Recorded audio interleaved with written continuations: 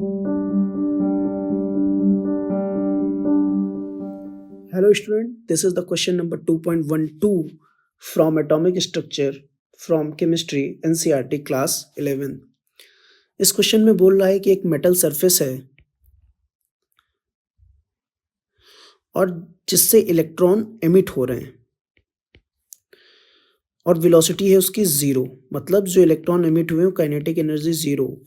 और एमिट कैसे हुए होंगे तो बोला गया है कि when it is exposed to radiation of wavelength 6800 angstrom, मतलब एक इस पे फोटोन एक रेडिएशन स्ट्राइक करवाया जा रहा है फोटोन, और जिसकी एनर्जी लैम्डा है जिसका 6800 एंगस्ट्रॉम।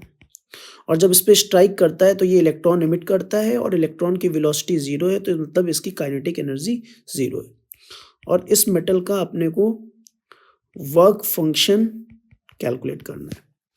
तो कॉन्सेप्ट क्या है?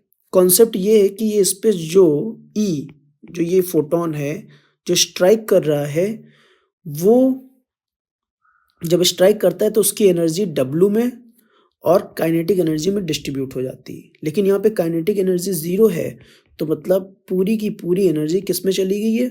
वर्क फंक्शन में।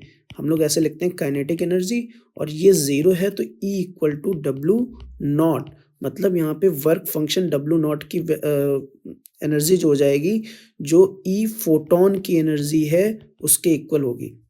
और E फोटोन यहाँ पे कितना है तो अपन कैलकुलेट कर सकते हैं 12400 बाई E फोटोन जो है 12400 बाई 6800, और यहाँ से वैल्यू आ जाती है 1.82 इलेक्ट्रॉन वोल्ट, जिसको अगर हम लोग जूल में कैलकुलेट करें 1.82 इंटू 1.6 इंटू 10⁻⁻19 जूल, और वैल्यू आ जाएगी 2.91 इंटू 10⁻⁻19 जूल। फिर यही वर्क फंक्शन है, मतलब जो फोटोन की एनर्जी है वही वर्क फंक्शन होगी, रीजन काइनेटिक एनर्जी जीरो है। अब यहाँ पे अपने को फ्रिक्वेंसी कैलकुलेट करनी है, थ्रेशोल्ड फ्रिक्वेंसी न्यू नॉट। वही न्यू नॉट क्या होता है? जो वर्क फंक्शन वाली एनर्जी है उससे रिलेटेड फ्रिक्वेंसी। तो हम कैसे कैलकुलेट कर सकते हैं? तो सिंपल हम लोग ये कर सकते हैं, अपने पास लैम्डा था 6800, क्योंकि यही लैम्डा नॉट के इक्वल होगा। जो ये फोटोन है अगर उसकी एनर्जी इक्वल है, वर्क फंक्शन के इक्वल है, तो जो फोटोन का लैम्डा होगा वही लैम्डा नॉट थ्रेशोल्ड वेवलेंथ के इक्वल होगा। तो यहाँ से हम लोगों को न्यू कैलकुलेट करना है, अगर न्यू नॉट, तो ये हो जाएगा HC बाई लैम्डा, या हम लोग ऐसे लिख सकते हैं C equal to nu into lambda. तो लैम्डा इक्वल टू आ जाएगा C बाई न्यू, या nu equal to C by lambda.